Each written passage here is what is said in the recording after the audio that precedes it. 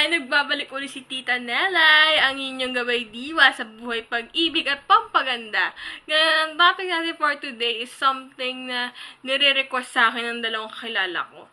Special shoutout nga pala kay Arnie at na best friend ko sa Bohol at kay Mariel na nag-request sa akin ng video na to.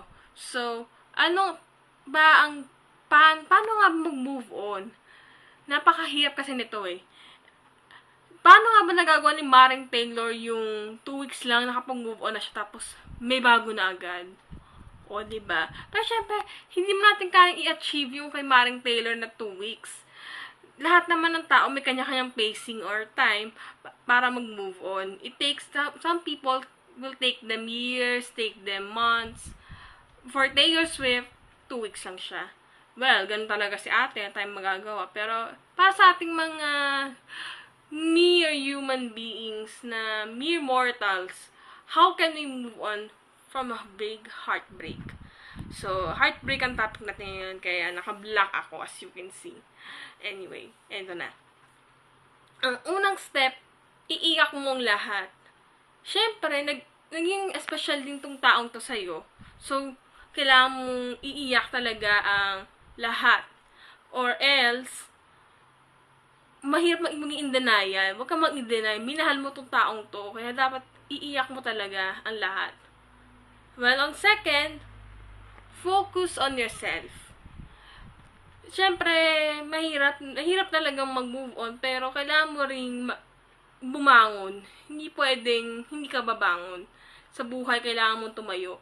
Kaya naman dito, sa second part na to, sa step 2, dapat matuto ka sasabi nilang, i-focus mo sa sarili mo. Saan ka ba? Sino ka ba nung bago mo na-meet tong person na to? 'Di ba? Mag-focus ka sa sarili mo. And, ang ikatlo, surround mo yung sarili mo with your family and friends. Sila yung support system mo. Sila yung mga taong nandyan para sa'yo kasi hindi ka nila pabayaan dahil lagi sila nandyan para sa'yo. Okay. So, ika-apat naman na step, huwag kang maghanap ng bago. Complete yourself. Love yourself. Kasi, kapag nag-vent ka into another relationship agad-agad, may tendency na kawawa naman yung susunod na taong makakasama mo. Kasi, you're still broken. So, dapat,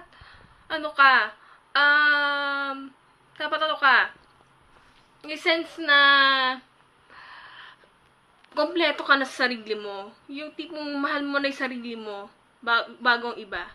At, ang last step, move forward and be happy sa person na nakasakit sa'yo. Kasi kapag in pain ka pa, pag nasaktan ka pa, hindi mo kayang i-assess agad, itanggapin agad na mahal mo siya, na minahal mo siya, pero naging parte siya ng buhay mo, naging ganyan ka dahil sa kanya, so dapat pasalamatan mo siya, at maliban doon, yun, maging mabait ka sa kanya, i-wish mo yung best para sa kanya. Mahirap, pero it will take time naman.